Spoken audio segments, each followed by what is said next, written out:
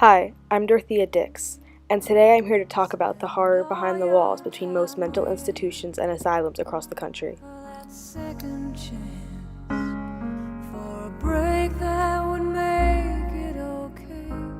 The mentally insane were people with illnesses that were often sent to prisons, almshouses, workhouses, and private homes. They were not treated properly because many believed they participated in witchcraft or obtained demonic qualities. The condition in all these locations were extremely appalling. Many of the patients were cramped into small living spaces and were underfed.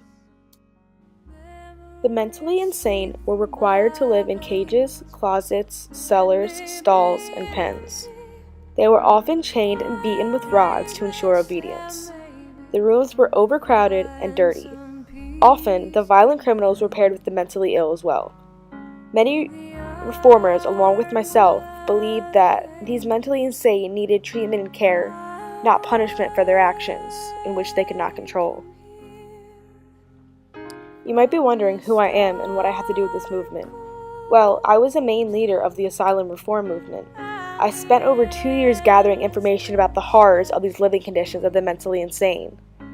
I went to volunteer at a prison to teach, and I was outraged when I saw the treatment and conditions of these inmates. I presented all my information to the Massachusetts legislature. I continued my work by expanding and starting mental hospitals all over the North. I knew this treatment was incorrect and it needed to be stopped in any way possible. Along with myself, there were other asylum reform leaders involved with this. One was Louis Dwight. He was the first national figure in prison reform, founded the Boston Prison Discipline Society, added Salvation and Sabbath School to jails for further penitence.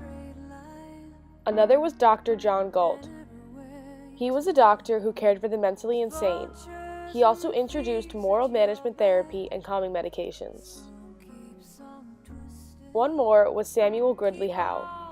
He was the founder of the New England Institution for the Education of the Blind and the Massachusetts School for Idiotic and Feeble-Minded Youth. To prove my point further, I went to a local high school to interview some students to show that even they know the treatment of these mentally ill patients was very incorrect and inhumane. How do you think mental patients should be treated? I think they should be treated with respect, like everyone else is treated. Nice. Should mental patients be punished for how they act? No, because it's not their fault. They're born with it.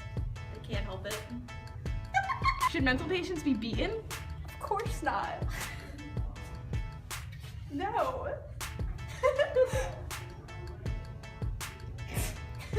How should mentally ill patients be treated? With respect, I guess. What? How would you entertain the mentally ill? Hit the whip. Oh. If you had a sibling that was mentally ill, how would you treat them? A hot bath when it's cold. That's it? That's all I have to say. Respect the mentally ill! I didn't see that.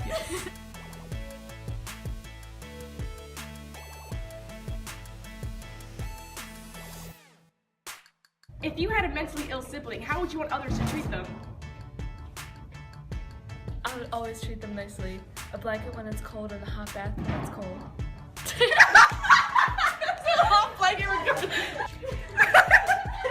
Nothing, that's good. That's it. Stop now. How do you think mental patients should be treated? Good. Wait, what do you mean by mental patient? Like teaching, that's